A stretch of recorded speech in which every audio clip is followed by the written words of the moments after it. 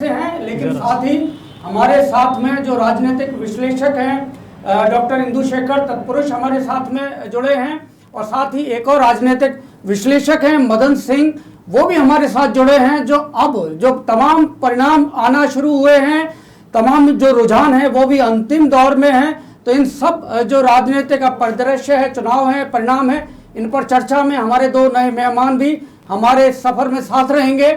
तो ये यहीं से शुरू करते हैं। मदन सिंह, किस तरह मदन सिंह आप देखते हैं यहाँ, क्योंकि बीजेपी की जो ओपिनियन जो पोल थी उसके बाद एग्जिट पोल में आते आते कुछ बदलाव हुआ, और अब बीजेपी लगातार अब यहाँ पर तीनों राज्यों में अपनी सरकार बनाती दिख रही है। भारतीय जनता पार्टी ने पिछले 5 वर्ष में काफ़ी मेहनत की है, राजस्थान में भी और मध्य प्रदेश में जो लाडली बहना का जो उनका प्रयास था वो सफल रहा है। छत्तीसगढ़ के अंदर बीजेपी ने काफ़ी मेहनत करके अपने आप को प्रूव किया है कि भाई वो पार्टी में ताकत डाल सकती है। मैं जहाँ तक समझता हूँ ये मोदी जी के विचारों की जीत है, भारतीय जनता पार्टी के कार्यकर्ताओं की जीत है, और आगे भी मुझे ऐसा लगता है कि जिस तरीके का वातावरण अभी बन रहा है लोकसभा चुनाव में भी भारतीय जनता पार्टी काफ़ी आगे रहने की संभावना मुझे लगती है। डॉक्टर इंदु शेखर से हम जानेंगे, छत्तीसगढ़ में ऐसा लग रहा था कि मुख्यमंत्री बघेल ने जो हिंदू कार्ड, उन्होंने कहा कि कांग्रेस भी हिंदू के साथ है और उन्होंने कई योजनाएं भी इस तरह की चलाई थी, लेकिन वो जो कार्ड था हिंदुत्व का वो कारगर साबित नहीं हुआ। और यहाँ एक चौंकाने वाले रिजल्ट हैं तमाम, क्योंकि एग्जिट पोल में, ओपिनियन पोल में, वहाँ छत्तीसगढ़ में कांग्रेस की सरकार वापसी का ही सबको अंदाजा था, अंदेशा था। क्या कहेंगे? वास्तव में छत्तीसगढ़ में जो परिवर्तन दिखने को मिल रहा है, ये एक लिटमस टेस्ट है हिंदुस्तान की, भारत की जनता की मानसिकता की, कि वो यदि हिंदुत्व का एक कार्ड अगर राजनीति में भी चलता है तो ये छद्म हिंदुत्व का है या वास्तविक हिंदुत्व का है, ये जनता ये पहचान चुकी है, ऐसा मुझे लगता है।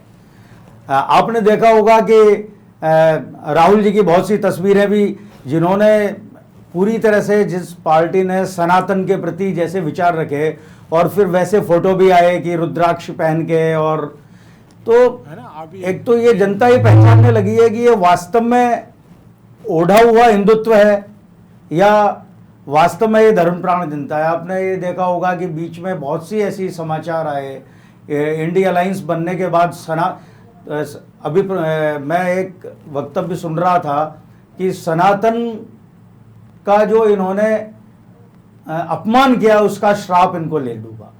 तो छत्तीसगढ़ का आपने उदाहरण दिया तो सच कहा आपने कि वो ऐसी जगह जहां कल्पना नहीं की जा सकती थी, वहां भी जनता के मन में ये एक अंडर करंट था कि वास्तव में, और इसलिए ये केवल राज्य के चुनाव नहीं थे। अभी मदन सिंह जी की बात से मैं सहमत हूं कि ये केवल राज्य के चुनाव नहीं थे, इसमें हमको आगामी लोकसभा की धमक पहचाननी चाहिए, क्योंकि जनता ये जानती है कि अब केवल आप राजस्थान में देखिए और मध्य प्रदेश में दो चीजें समान मिलेंगी। मध्य प्रदेश में भी मध्य प्रदेश को खूब सुविधाएं दी, जबरदस्त जीत, जो भी इतना जो एग्जिट पोल में या जो तमाम जो राजनीतिक विश्लेषक हैं इतनी बड़ी जीत की उम्मीद नहीं कर रहे थे।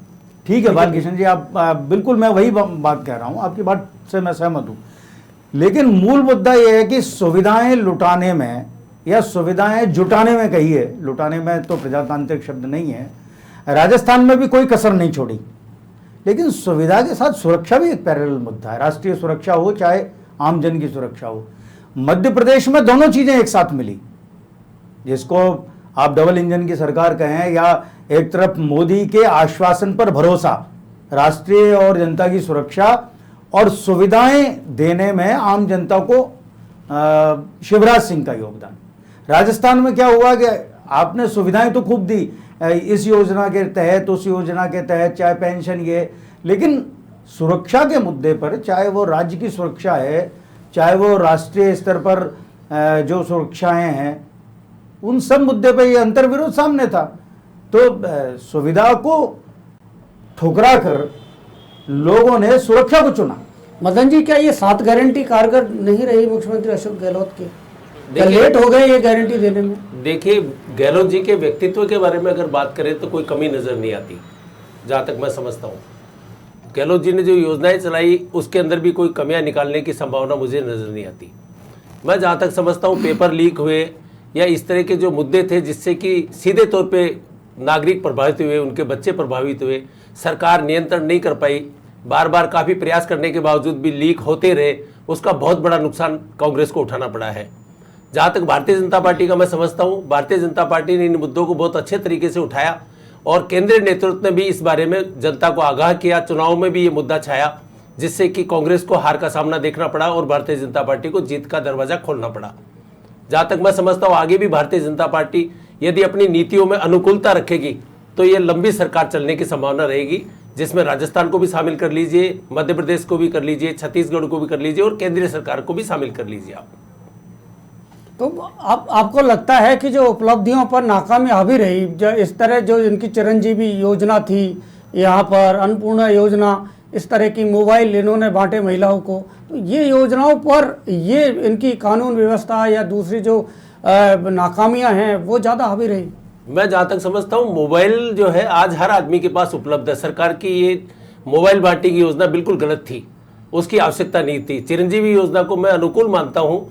इसके साथ आप भोजन प्रणाली जो बनाई उसको भी अच्छी मानता हूँ। पहले वसुंधरा जी के समय पे भी भोजन मिलता था, उसका नाम बदल करके इन्होंने वही योजना चालू रखी। रही बात कुछ महिलाओं को जो रोडवेज में 30% छूट मिली आ रही थी 2013 से, जिसको इन्होंने आगे चल के 50% अभी किया, उसका भी काफ़ी अनुकूल प्रभाव पड़ना चाहिए था। तो ये अभी कई कुछ चौंकाने वाले परिणाम भी रहे हैं यहाँ पर, और जिसमें से सतीश पूनिया की एक सीट है आमेर से, ये हार गए हैं। उसमें भी क्योंकि और भी कुछ परिणाम है, जैसे आप यहाँ प्रधानमंत्री नरेंद्र मोदी ने ये रोड शो किया था, लेकिन यहाँ 50-50 रहा है मामला। तो क्या माना जाए इसको, आप किस नज़रिए से देखते हैं डॉक्टर इंदु शेखर? कई जगह ये जो जातीय समीकरण काम करते हैं और एंड टाइम पर जो टिकटों में परिवर्तन हुआ या कहिए अंतिम चरण में, जैसे बीजेपी ने जो तीसरी सूची जो जारी की बिल्कुल अंतिम समय पे, उस सूची को लेकर बहुत समय तक उहापोह रहा था कि किसको टिकट मिलेगा किसको नहीं मिलेगा। तो ये भी एक थोड़ी स्थिति रही कुछ जगह पर देखने में। हालांकि वे उनमें से अधिकांश जीते हैं, लेकिन उसका फ़र्क तो पड़ा है। बाकी जातीय मुद्दे, जातीय समीकरण कई बार चुनावों में रहते हैं, तो कुछ जगह पे जातीय समीकरण के कारण भी ऐसा रहा। लेकिन ये बात तो सही है कि रोड शो जो रहा प्रधानमंत्री का, उससे शहर के वोटर्स में बहुत फ़र्क पड़ा। लेकिन जो निकट के जो ग्रामीण क्षेत्र हैं जयपुर के, उनमें उतना फ़र्क नहीं पड़ा। जयपुर शहर में तो फ़र्क पड़ा उसका। और ये जाते हैं, आपका शुक्रिया, आगे भी आपसे बात करते रहेंगे इस तरह। लेकिन अभी मेरे साथ स्टूडियो में जो गेस्ट हैं, पैनल हैं, इनसे बात करेंगे। सबसे पहले मैं ये अब आपके साथ में मुखातिब होता हूँ। आप ये बताइए कि जो अब परिणाम जिस तरह के आए हैं, ख़ास तौर से हवा महल में, एकता जी, तो आपको लगता है कि सीएम गहलोत वहाँ पर घर पर पहुँचे थे और पप्पू कुरैशी को बिठाया, कई तरह की रणनीति यहाँ पर बनाई गई थी, लेकिन फिर भी सीट को बचा नहीं पाए? देखिए, हवा महल के जो रिजल्ट हैं, जहां बाल मुकुंदाचार्य जीते, वो साफ रूप से दिखाता है कि भगवाधारी सबसे भारी। और जिस प्रकार का तांडव, मैं इसको कहना चाहूंगी कि अशोक गहलोत और कांग्रेस सरकार ने चंद वोटों के लालच में राजस्थान को जिस प्रकार की तुष्टीकरण की राजनीति की आग में 5 साल तक झकझोर के रखा, वो उनकी रणनीति कहीं ना कहीं कामयाब नहीं होती हुई नजर आई। ये हवा महल के जो रिजल्ट है वो साफ रूप से दर्शाते हैं कि अशोक गहलोत की जो छोटी राजनीति थी, जिसमें उन्होंने आम मतदाता को, आम राजस्थान की जनता को झोंकने का काम किया था, वो उनकी रीति नीति कारगर साबित नहीं हुई। और जो भारतीय जनता पार्टी का सुशासन है, भारतीय जनता पार्टी की जो रीति नीति है, अंतिम छोर पर जो बैठा हुआ व्यक्ति है, उसकी चिंता करने की जो कि जो 7 गारंटी है उस पर गारंटी की गारंटी भारी पड़ी, ऐसा लग रहा है। हाँ, ये एक बड़ी दिलचस्प बात आपने कही। दरअसल अब आप पिछले 2 साल में देखिए, हर सरकार कोई गारंटी दे रही है, पंजाब में भी दी, मध्य प्रदेश में दी, राजस्थान में दी, दक्षिण में देखिए। इसलिए अब प्रजातांत्रिक समय में कोई सरकार इस तरह की गारंटी देती है, जन सुविधाएं देती है, तो ये कोई नई बात नहीं है। हम आपको रोक रहे हैं हिंदू शेखर, बड़ी खबर और यहाँ भी है कि सीपी जोशी विधानसभा अध्यक्ष चुनाव हार गए नाथद्वारा से और उनको उदयपुर के राज परिवार विश्वेंद्र सिंह, हाँ, उन्होंने हरा दिया है और विधानसभा अध्यक्ष चुनाव हार गए हैं। तो बड़े एक और दिग्गज चेहरा जो इसमें धराशाही हुआ है इस चुनावी समर में, उनमें डॉक्टर सीपी जोशी भी हैं जो अपना चुनाव हार गए हैं। तो ये और जो बड़े बड़े नाम हैं कांग्रेस के तमाम उनमें एक ये भी नाम शामिल है। डॉक्टर सीपी जोशी विधानसभा के अध्यक्ष थे लेकिन अपना चुनाव हार गए हैं। तो ये जो दाव था यहाँ पर मदन जी, कैसा रहा आपको लगता है जी कि जो उन्होंने नाथद्वारा में राज परिवार के सदस्य को लाए गए? देखिए, मैं जहाँ तक समझता हूँ सचिन पायलट जी और गहलोत जी के बीच में जो 5 वर्ष तक मतभेद रहे या मनभेद रहे, उसका कार्यकर्ताओं पर बहुत ही दूषित प्रभाव पड़ा है।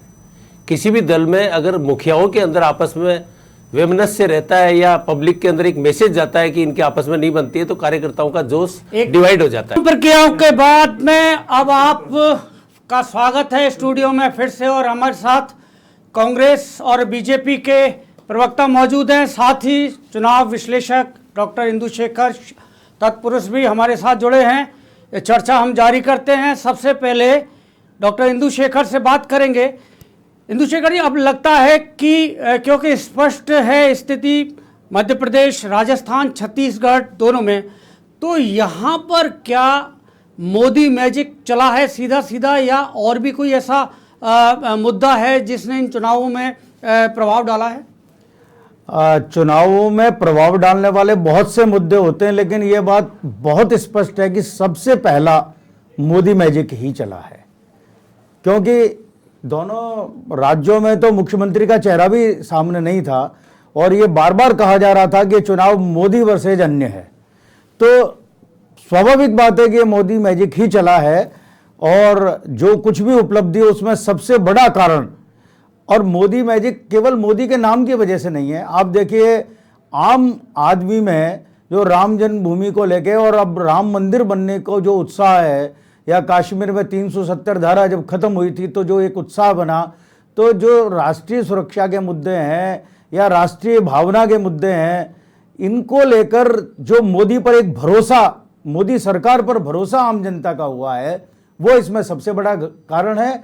बाकी स्थानीय कारण होते ही हैं, कुशासन, राजस्थान में कितने स्थितियां देखने को मिली, पेपर लीक के प्रकरण हुए, इससे युवाओं में बहुत आक्रोश रहा मन में। जो आज भी अभी भी जैसे यहाँ बीजेपी कार्यालय में नारेबाजी की जा रही थी कि जो राम को लाए हैं हम उनको लाएंगे, तो इस तरह की ये क्या अभी भी राम मंदिर मुद्दा रहा इन चुनावों में? भाई, ये तो जब से मंदिर बनने की प्रक्रिया चालू हुई है तो 40 साल से कम 30 साल से जो लोग संघर्ष को देख रहे हैं और आम आदमी उससे जुड़ा हुआ है, कम से कम भारतीय जो सनातन मत का है, तो उसके मन में तो एक अपूर्व उत्साह है और वो ये जानता है कि ये मोदी सरकार के कारण ही ये संभव हुआ है। अगर मोदी नहीं होते तो ये नहीं होता। तो वो एक विश्वास बड़ा है और उसके कारण आप देखिए कि जब राम मंदिर के लिए कलेक्शन हुआ था तो कितना उत्साह से आम आदमी ने, जो भाजपा के नहीं है उन्होंने भी भाग लिया था, क्योंकि ये एक जनता को, आम आदमी को जोड़ने का मुद्दा है। तो ऐसे अनेक मुद्दे हैं। राजकुमार जी, विधायक दल की बैठक को अब स्थगित कर दिया गया है और जो तमाम तैयारियां थी जश्न की, शायद अब वो जश्न नहीं होगा। जब चुनाव हार जाते हैं तो जश्न कैसे होगा, आप बताएं।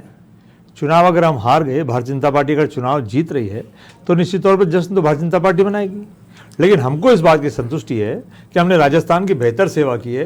राजस्थान की जनता का जो आदेश है वो हमारे सर माथे पे है।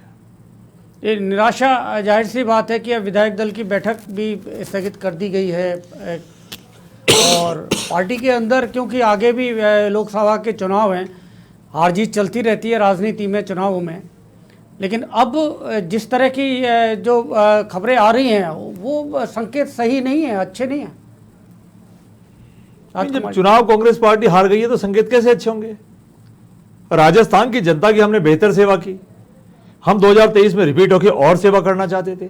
अब भारतीय जनता पार्टी सत्ता बनाएगी, न जाने ये राजस्थान की जनता को कैसे रखेगी, हमको पता नहीं है, क्योंकि ये राजस्थान की वही जनता है जिन्होंने कहा कि राजस्थान में अगर कोरोना के वक्त अशोक गहलोत राजस्थान के मुख्यमंत्री नहीं होते तो न जाने राजस्थान की जनता का क्या हाल होता। तो राजस्थान की जनता के दिलों में तो कांग्रेस और गहलोत साहब अभी भी राज करते हैं, मुझे लगता है ता जिंदगी राज करेंगे। दिलों में रही बात राज करते परिणाम, हैं, तो परिणाम आगे पीछे होते रहते हैं। ईवीएम तक पहुंच नहीं पाए। ये दिलों में, ये दिल की बात दिल में ही रह गई। विकास जी, आपको लगता है कि क्योंकि अब चुनौती ये बात तय है कि भारतीय जनता पार्टी की यहाँ पर सरकार बन रही है, लेकिन जिस तरह की योजनाएं, फ्री की स्कीमों का एक तरीका, एक अलग तरह की राजनीति यहाँ शुरू की है, और ऐसे में बड़ी चुनौती होगी कि जो जनता है उनकी उम्मीदों को पूरा करना। देखिए, जनता की उम्मीदों को पूरा करना बिल्कुल चुनौती होगी, क्योंकि जो स्थिति राजस्थान की इन 5 सालों के अंदर इन सत्ता लोलुप कांग्रेस ने कर दी है, मैं मानता हूं कि वाकई में एक बहुत बड़ी चुनौती है। सबसे पहले तो राजस्थान को उसकी मूल भावना में वापस लौटाना, और उसके बाद उसको भारत के बढ़ते हुए कदमों के साथ उसके कदम मिलाना, ये वाकई में भारतीय जनता पार्टी के लिए एक बड़ी चुनौती है। लेकिन मैं धन्यवाद देता हूं राजस्थान की जनता को, राजस्थान के जनादेश को, कि उन्होंने इन सब रेवड़ियों को लात मार के, इनको धता बता के, इस कुशासन को धता बता के, और भारतीय जनता पार्टी के सुशासन की तरफ जो अपना मतदान किया है, मैं आपको कहता हूं कि जल्द ही आप देखेंगे कि राजस्थान इस बढ़ते हुए भारत के साथ कदम से कदम मिलाकर विकास के दहलीज को चूम रहा होगा। जी डॉक्टर इंदु शेखर, क्या मुख्यमंत्री, क्योंकि अब ये जो बीजेपी के प्रवक्ता हैं विकास जी कह रहे हैं, तो एक सामान्य सी बात है कि ये उत्साह में बोल रहे हैं और ये कारण भी है इसका, लेकिन अब मुख्यमंत्री का चयन एक बड़ी चुनौती होगी। ये बात तो ठीक कह रहे हैं आप, और चूंकि राजनीतिक दल का कार्यकर्ता न होने के कारण मैं उस अंतरंग स्थिति को तो नहीं जानता, लेकिन एक बात जरूर समझता हूँ, क्योंकि अब जो भी मुख्यमंत्री बनेगा उसके सामने सबसे बड़ी जिम्मेदारी भाजपा की ये होगी कि जो 4-5 महीने बाद लोकसभा का चुनाव होने वाला है, उसमें वे कितने एमपी जिता सकते हैं और कितनी बड़ी जीत हासिल कर सकते हैं। ये सबसे बड़ी चुनौती अगर पार्टी के नज़रिए से देखे जाए, और मुझे लगता है कि मुख्यमंत्री का चेहरा सामने लाते समय, क्योंकि आज की तारीख में कोई मुख्यमंत्री का चेहरा नहीं है, तो ये केंद्रीय नेतृत्व के सामने सबसे बड़ा जो एक विचारणीय प्रश्न होगा कि कौन मुख्यमंत्री ऐसा होगा जो सर्वाधिक हमारे एमपी ला सकें। ये शायद एक बात रहे और उसके आधार पर कुछ विचार होगा। ये हम चर्चा जारी रखेंगे, लेकिन हम दो विपरीत तस्वीरें आपको अभी दिखाएंगे स्क्रीन पर। एक तरफ है भारतीय जनता पार्टी का प्रदेश कार्यालय, जहां पर जश्न है, शोर है और नारेबाजी है, आतिशबाजी है, मिठाई है, गुलदस्ते हैं, और दूसरी तरफ है डिबेट में होना कांग्रेस कार्यालय, जहां पर मायूसी है, सन्नाटा है और निराशा है। और आप देखेंगे कि कुछ हमारे जो आप स्क्रीन पर नज़र आ रहा है साफ साफ, क्योंकि अंदर मुख्यमंत्री अशोक गहलोत और डोटासरा ओडा ये सब यहाँ पर हैं, इसलिए जो खबर नवीस हैं, जो रिपोर्टर हैं, जो टीवी चैनल्स हैं, उनके कैमरे जरूर सामने लगे हुए हैं, क्योंकि उनसे प्रतिक्रिया लेनी है उन चुनाव परिणामों में, लेकिन कार्यकर्ता वहाँ पर नहीं है। तो ये अब से कुछ घंटे पहले परिस्थितियाँ कुछ और थी, और कुछ घंटों में ही किस तरह से राजनीति करवट बदलती है और किस तरह से जनादेश एक पार्टी से दूसरी पार्टी को सत्ता हस्तांतरित करता है, किस तरह से ये जश्न बदलता है। तो ये आप देखते हैं कि जहाँ पर जश्न रहता था, जहाँ 5 साल तक लगातार पार्टी सत्ता में थी तो गहमा गहमी रहती थी, लेकिन अब वहाँ पर फिलहाल मायूसी है, सन्नाटा है, और कुछ हमारे जो पत्रकार हैं, कैमरामैन हैं, रिपोर्टर्स हैं, वो ज़रूर मौजूद है। बाकी आप दूसरी तस्वीर आप देखेंगे कि सुबह से ही जैसे ही रुझान आने लगे थे भारतीय जनता पार्टी के कार्यालय पर, लोग पहुंचने लगे थे, और तब से अनवरत रूप से ये नृत्य, ये जो नृत्य है ना, ये अलग तरह का होता है, इसकी परिभाषा भी अलग होती है, क्योंकि ये कुछ अंदर की भावना इसके साथ जुड़ी हुई होती है।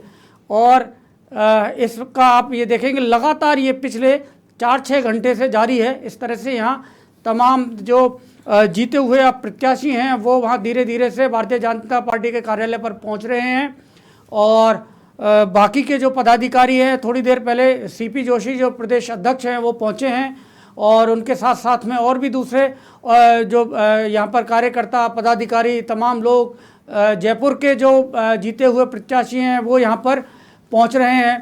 तो ये अभी ये जश्न लंबा चलने वाला है। दूसरी तरफ जो अभी तक जो केंद्र रहा है, जो वार कांग्रेस ये वार रूम रहा है कार्यालय, प्रदेश कार्यालय का, प्रदेश कमेटी का, लेकिन वहाँ का ये सन्नाटा है। ये कुछ घंटों में कैसे सत्ता पलटती है, कैसे परिदृश्य पलटता है, ये आप देखेंगे इस लोकतांत्रिक प्रक्रिया के अंदर।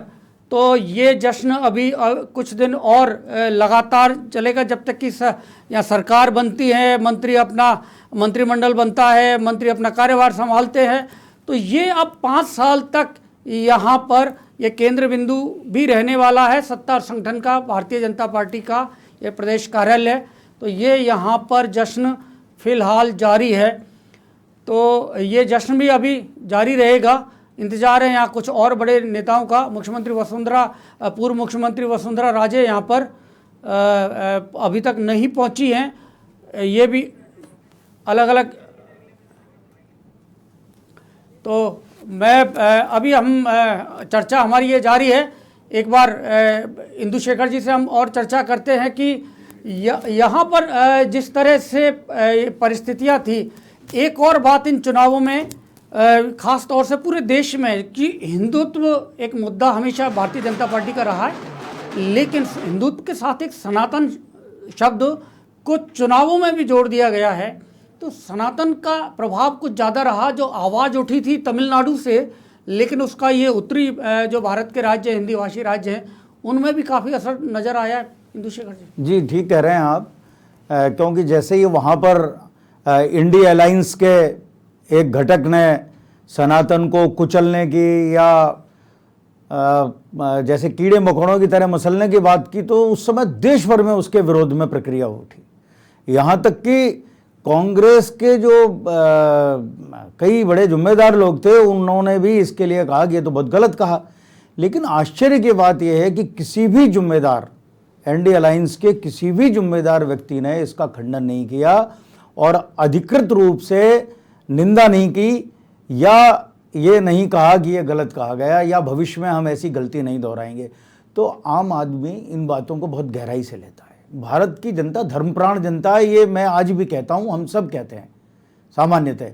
और इस बात का जैसे ही सनातन धर्म पे, तो पहले हिंदुत्व की बात होती थी, लेकिन और आप एक बड़ी रोचक बात देखेंगे कि कई नेताओं को जिसको सॉफ्ट हिंदुत्व कहा गया, जैसे मंदिरों में जा रहे हैं, जो कभी मंदिर के विरोध में खड़ा हुआ करते थे, जो कभी मंदिर के उपासनाओं पूजाओं के विरोध में खड़ा हुआ करते थे, केवल एक सांप्रदायिक तुष्टीकरण या मजहबी तुष्टीकरण में ही जिनकी रुचि रहती थी, उन्होंने भी सॉफ्ट हिंदुत्व का मुखौटा लगाने की कोशिश की। लेकिन पब्लिक, आम जनता सब समझती है कि ये वास्तव में धर्म के लिए उठकर खड़े होने वाले या सनातन की रक्षा के लिए लड़ने वाले लोग हैं, या उसके प्रति इनकी निष्ठा है, या एक तरफ ऐसे हैं कि जो केवल वोट बैंक की दृष्टि से या वोटर को लुभावित करने के लिए कोई त्रिपुंड लगा रहा है, कोई गले में रुद्राक्ष डाल रहा है, ये इस तरह की चल रही है। तो ये बात भी पहचान साफ हुई है कि किसको स्वीकार किया और किसको अस्वीकार किया। कुल मिलाकर जनता जनार्दन का जो विवेक है वो अद्भुत और अप्रत्याशित है। और कम से कम छत्तीसगढ़ ने तो ये दिखा दिया कि वास्तव में हमारे सारे न्यूज के जितने भी विश्लेषक थे, जितने सर्वे थे, उन सबको निरस्त करके जो छत्तीसगढ़ ने दिखाया है, तो ये तो बहुत स्पष्ट प्रमाण है कि जनता जनार्दन या जो जनता है वो अब केवल स्थानीय ही नहीं राष्ट्रीय मुद्दों पर भी नज़र रखती है, और उसके लिए वे भी उतने ही महत्वपूर्ण है जितने अपने स्थानीय शासन, स्वशासन इत्यादि मुद्दे होते हैं। विकास जी, एक और बात इन चुनावों में सामने आई है कि जो तमाम मंत्री हैं गहलोत सरकार के, वो हार गए हैं। मंत्री हार गए। मंत्री का मतलब है कि आपका सिस्टम, जो सरकार की योजनाओं को जिन विभागों के माध्यम से जनता तक पहुंचाया जाता है, उनके मुखिया को नकार दिया जनता ने। देखिए सर, पूरे 5 साल के अंदर जब आपको पता है कि आपका मुखिया जो है वो कमज़ोर है, जब आपको पता है कि आप उसको एक तरीके से दबाव में ले सकते हो, तो कहीं ना कहीं तानाशाही उस वक्त जो है वो पैदा हो जाती है और इसी का लाभ सरकार में रहे मंत्रियों ने उठाया। आपने देखा किस प्रकार शिक्षा मंत्री तत्कालीन और अभी के इनके प्रदेशाध्यक्ष जब शिक्षकों का सम्मेलन कर रहे थे बिरला ऑडिटोरियम में और मुख्यमंत्री वहाँ शिक्षकों को पूछते हैं कि क्या ट्रांसफरों के पैसे लिए जाते हैं, और सारे टीचर एक स्वर में बोलते हैं कि हाँ साहब पैसे लिए जाते हैं। क्या करती है कांग्रेस सरकार? कांग्रेस सरकार उनको प्रमोट करती है और उनको एक मंत्रालय से हटाकर पूरे प्रदेश का, पूरे सूबे का कांग्रेस का मुखिया बना दिया जाता है। तो इस प्रकार की लूट जो हर डिपार्टमेंट में हुई है, आपने देखा किस प्रकार सचिवालय के अंदर आलू से सोना कहीं और तो बना कि नहीं बना, पर सचिवालय के अंदर आपने देखा 1-1 किलो सोना मिल रहा है, करोड़ों रुपया कैश मिल रहा है। इस प्रकार की लूट जब राजस्थान के अंदर हुई, हर वर्ग को ठगा गया, किसानों की कर्ज माफी पे, महिलाओं पे अत्याचारों पे, युवाओं के ऊपर पेपर लीक, सनातन के ऊपर, तुष्टीकरण के ऊपर, हर प्रकार से राजस्थान को जब हर दृष्टि से ठगा गया, तो कहीं ना कहीं ये जनता की कुंठा है जो इस जनादेश के माध्यम से इनको घर बिठाकर जनता ने जो है ये संदेश दिया है कि इनके कुशासन से कितने त्रस्त थे ये लोग। तो कुल मिला के अभी तक की अगर ये तमाम जो परिणाम हैं उन पर नजर डालें तो 165 सीटों के परिणाम आ चुके हैं 199 सीटों में से, और उनमें से 92 सीटों पर भारतीय जनता पार्टी जीत चुकी है। 61 जो सीटें हैं उन पर कांग्रेस ने जीत हासिल की है। 8 सीट अभी जो मैजिक फिगर है वहाँ तक। तो स्टूडियो में हमारी चर्चा जारी है। हमारे साथ एक और नए मेहमान जुड़े हैं, विजय कौशिक, जिन्होंने इन विधानसभा चुनाव के दौरान पूरे राजस्थान का दौरा किया है और इनको एक एक सीट पर क्या गणित रहा है हार जीत का, सबकी जानकारी है। विजय जी से हम बात करेंगे। विजय जी, ये जो परिणाम है ये अप्रत्याशित तो नहीं है? अप्रत्याशित नहीं है। ये परिणाम जो है वो राजस्थान की जनता ने बड़े सूझबूझ करके दिए हैं, और जिस तरीके से कांग्रेस सरकार के अंदर जो भी गुंडा राज चला और जिस तरीके से जो भी इंसिडेंट्स हुए, तो राजस्थान की सरकार ने बड़े सूझबूझ के साथ में वोट दिया और निश्चित रूप से जो सरकार बनने जा रही है वो काफ़ी मजबूत सरकार बनने जा रही है। और आने वाली सरकार से हम लोग तो यही एक गुहार करेंगे, एक निवेदन करेंगे कि जो भी गुंडा राज और जिस तरीके के इंसिडेंट्स राजस्थान में हुए हैं वो कभी भी नहीं दोहराया जाए। इस तरीके की कुछ मजबूत योजनाएं निश्चित रूप से लेकर के आए जिससे राजस्थान की जनता को एक मजबूत सरकार मिले। इसी आशा के साथ राजस्थान की जनता ने वोट दिए हैं इनको।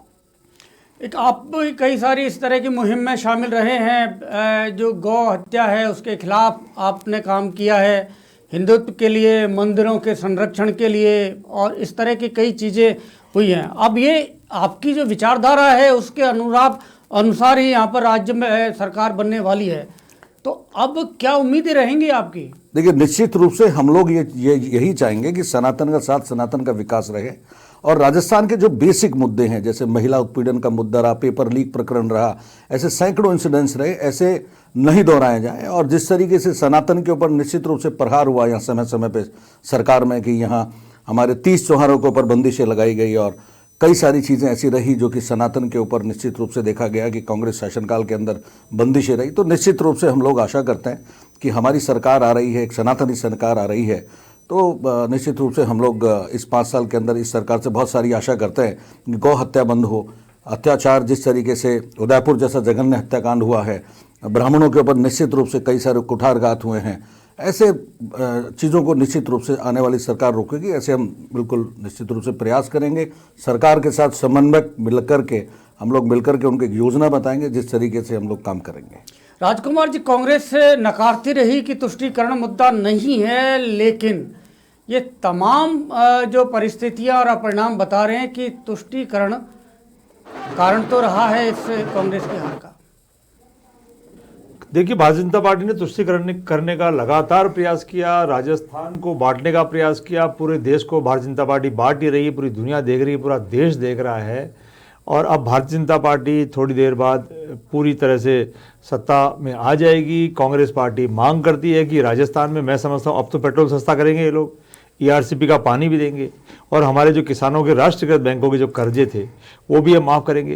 राजस्थान के लोकप्रिय मुख्यमंत्री अशोक गहलोत जी केंद्र सरकार को लगातार कहते रहे कि हमारे केंद्र जो किसानों के कर्जे हैं जो केंद्र सरकार के आने वाले बैंकों के अधीन हैं वो माफ़ कर दिए जाए, लेकिन भारतीय जनता पार्टी हमारी एक नहीं सुनी।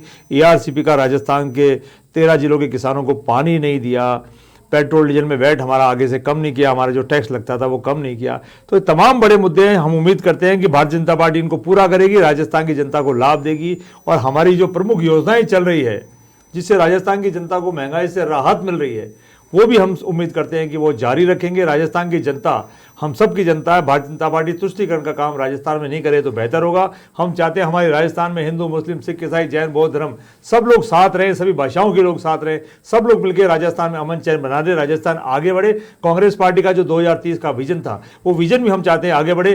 अशोक गहलोत जी ने कहा था हम सत्ता में रहें या न रहें, हमारा विजन आगे बढ़ना चाहिए 2030 का। हम चाहते हैं हमारा राजस्थान हिंदुस्तान के नक्शे में अग्रणी राज्यों में रहे, हमारा सपना बार बार यही था। और आज भी मैं आपके चैनल पे कह रहा हूं, कांग्रेस पार्टी सब जीतने वाले उम्मीदवारों को अपनी ओर से बधाई देती है और भारतीय जनता पार्टी से उम्मीद करती है कि राजस्थान की वो बेहतर सेवा करेंगे।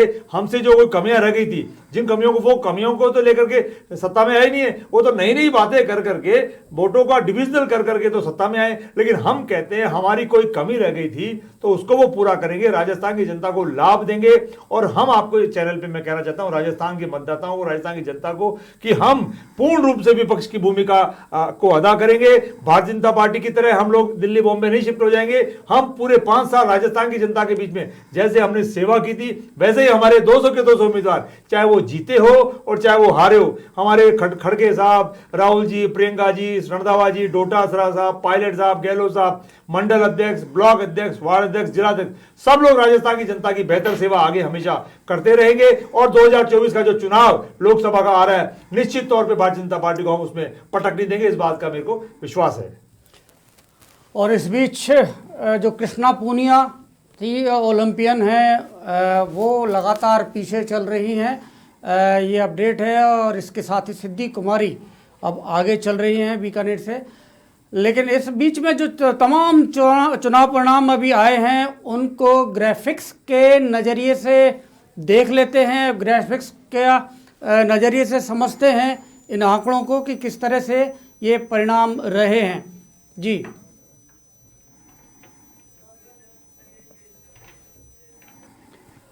जैसे ये वसुंधरा राजे झालरा पाटन से चुनाव जीत चुकी हैं और दिया कुमारी ने भी अपना चुनाव ये जीत लिया है। बहुत ही चर्चित जो तमाम सीटें हैं, राजकुमार राव 84 से बाप के प्रत्याशी चुनाव जीत चुके हैं और ये भी अलवर शहर से संजय शर्मा जीत गए और इन्होंने बहुत जल्दी जीत हासिल की और एक साथ ही लगातार इन्होंने बढ़त का जो बनाई थी अंत तक कायम रखी। राज्यवर्धन सिंह बीच में ऐसा लगा था कि झोंटवाड़ा से फंस गए हैं, लेकिन आखिरकार इन्होंने अपनी सीट निकाल ही ली। और मनीष यादव कांग्रेस के शाहपुरा से ये अपने सीट निकालने में कामयाब रहे। कांटे का यहाँ मुकाबला था शाहपुरा से। तो इसी तरह से गोविंद सिंह डोटासरा, ये कांटे का मुकाबला चल रहा लक्ष्मणगढ़ से, अभी आगे हैं, यानी कि अभी भी कुछ दौर की यहाँ पर जो काउंटिंग है वो बाकी है। सिविल लाइन से चौंकाने वाले परिणाम, एक टाइम था जब एक सीट कम से कम कांग्रेस मान रही थी कि जयपुर में जीतेगी, लेकिन यहाँ सिविल लाइन से पहली बार पत्रकार गोपाल शर्मा ने उनको पटकनी दी और हार गए। साथ ही भजनलाल शर्मा जो टिकट पर काफ़ी विवाद था, चर्चा थी, लेकिन सांगानेर से अपनी सीट निकालने में कामयाब रहे भजनलाल शर्मा। तो इस तरह से ये तमाम जो सीटें हैं उन पर रविंद्र सिंह भाटी शिव से चुनाव जीते। चुनाव से जस्ट पहले, थोड़े दिन पहले ही बीजेपी में शामिल हुए। उम्मीद थी टिकट मिलेगा, टिकट नहीं मिला तो निर्दलीय लड़े और अपनी सीट निकाली रविंद्र सिंह भाटी। और ये शायद हो सकता है कि ये भारतीय जनता पार्टी को समर्थन दे आगे, क्योंकि उनके बीजेपी के पार्टी। तो गोपाल शर्मा जिनकी हम बात कर रहे थे, बड़े दो कद्दावर कैबिनेट मंत्री कांग्रेस के प्रताप सिंह खाचरियावास को इन्होंने पटकनी दी है जबरदस्त सिविल लाइन से चुनाव जीते हैं, पत्रकार हैं और पहली बार राजनीति में कदम रखा है, सिविल लाइन से जीत गए। और सचिन पायलट ने जीत की औपचारिकता पूरी की, बड़ी सीट थी और कमजोर प्रत्याशी बीजेपी ने उतारा था। आखिरकार यहाँ पर टोंक से सचिन पायलट जीत गए, इसमें कोई बहुत ज़्यादा आश्चर्य या चर्चा की ऐसी बात नहीं है।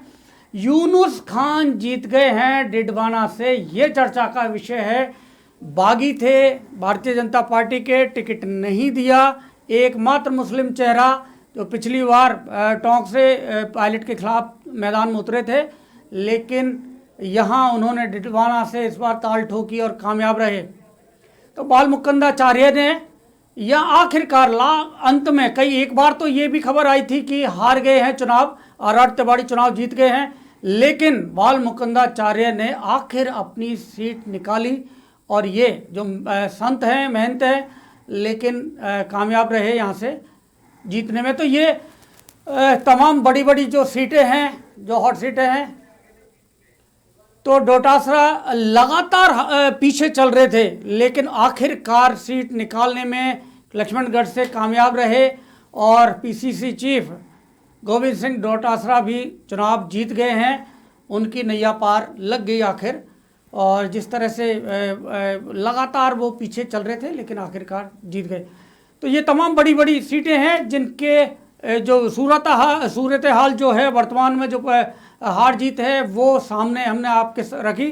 चर्चा हम जारी रखेंगे। हमारे मेहमान हमारे साथ बने हुए हैं इसमें विजय कौशिक जी, आप क्योंकि किस तरह का जो मुद्दा, कौन कौन से ऐसे मुद्दे इसमें हावी रहे इन चुनावों में, दोनों पार्टियों की ओर से आपने पूरे प्रदेश में दौरा किया है। देखिए, सबसे बड़े मुद्दे तो राजस्थान के अंदर महिला उत्पीड़न को लेकर के जिस तरीके से महिला बलात्कार मुद्दा और महिलाओं पे जिस तरीके से कांग्रेस शासनकाल के अंदर जिस तरीके से हावी हुआ, और जिस तरीके से पूरे राजस्थान के अंदर कानून व्यवस्था बिल्कुल चितर बितर रही, कानून व्यवस्था बिल्कुल लचर रही।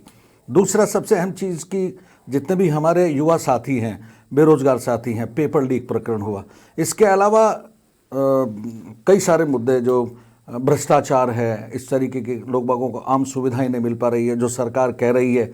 और फिर धीरे धीरे जैसे जैसे चुनाव आया वैसे वैसे राजस्थान की जनता समझ चुकी थी कि ये सब लुभावने बातें हैं, ये सब रेवड़ियाँ बांटी जा रही है। आपको पता हो तो किसी भी शोरूम में आप जाते हो तो वहाँ लिखा रहता है कि 50% छूट और 7% छूट और 70% छूट। जैसे जैसे सरकार का धीरे धीरे चुनावी मोड़ आया वैसे वैसे सरकार ने बहुत सारे लुभावने वादे किए।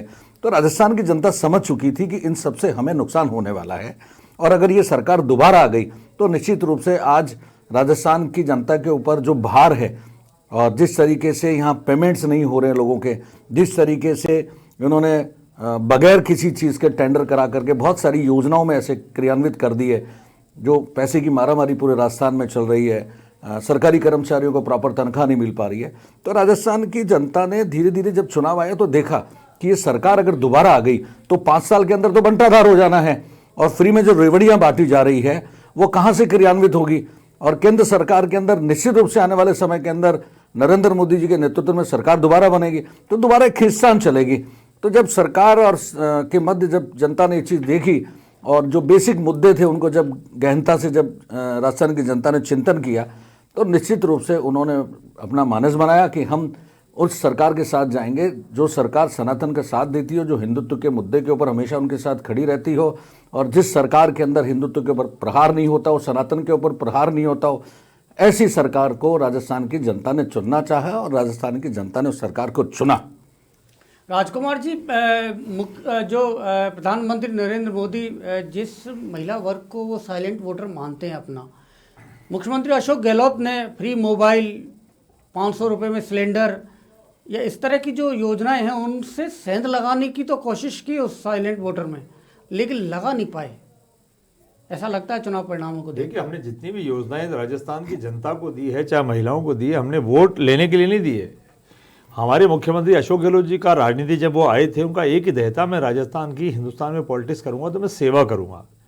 आप सब जानते हैं, सारे पत्रकार राजस्थान के जानते हैं कि अशोक गहलोत जी जब नियमित, अभी तो चुनाव का वक्त है, वो नियमित रूप से अस्पतालों में जाते रहते हैं, अपने मित्रों के, कार्यकर्ताओं के परिजन जो भर्ती होते हैं उनसे मिलते रहते हैं, लोगों के घर चाय पीने जाते रहते हैं, लोगों के शादी ब्याह में, मकान के नागल में, लगातार वो जनता और कार्यकर्ताओं में संवाद बनाए रखते हैं। तो अशोक गहलोत जी का तो शुरू से ये सेवा का नेचर है, वो कुछ सेवा करने के माध्यम से उन्होंने सारी योजनाएं लागू की है। क्योंकि जब देखा कोरोना से लोगों की को आर्थिक रूप से बहुत तकलीफ हो गई, कोरोना के बाद राजस्थान, हिंदुस्तान खड़ा नहीं हो पा रहा है, तो उन्होंने देखा कि मैं अच्छी योजनाएं लेकर आता हूं और राजस्थान की जनता को लाभ दूंगा। उसी श्रृंखला के तहत सब सारी चीजें हैं। और भारतीय जनता पार्टी जो महिलाओं को ढाल बना के 5 राज्यों का चुनाव जीतने की का सपना देख रही है, भारतीय जनता पार्टी ने तो 2023 में तो घोषणा की है आरक्षण की, और कह रहे हैं 2029 में लागू करेंगे। ये वही भारतीय जनता पार्टी है जो ऐसी बातें करती है। ये वही भारतीय जनता पार्टी है जो मणिपुर को जलते हुए देख रही थी, महिलाओं का अपमान होते हुए देख रही थी। ये वही भारतीय जनता पार्टी है जो हमारी हिंदुस्तान की रेसलर्स हैं, जो कितनी मुश्किल से कठिन परिस्थितियों में गोल्ड मेडल लेके आती है, दुनिया में हिंदुस्तान का नाम रोशन करती है। उनके लिए भारतीय जनता पार्टी के हमारे प्रधानमंत्री, हमारे देश के ताकतवर प्रधानमंत्री से एक शब्द नहीं बोला जाता है। दिल्ली के अंदर उनका कितना अपमान हुआ, कितने महीनों तक सड़कों पर पड़ी रही, वो कितनी बेइज्जती फील हुई। तो ये वही भारतीय जनता पार्टी है। इसलिए भारतीय जनता पार्टी की कथनी और करनी में अंतर है। भारतीय जनता पार्टी भले ही सत्ता में आ रही हो इन राज्यों के अंदर, लेकिन भारतीय जनता पार्टी जो ट्रेंड सेट कर रही है उसका हम विरोध करते हैं। हम भारत की जनता से अपील करते हैं, राजस्थान की जनता से अपील करते हैं, भारतीय जनता पार्टी का वोट तभी दीजिएगा जब ये सही ट्रेंड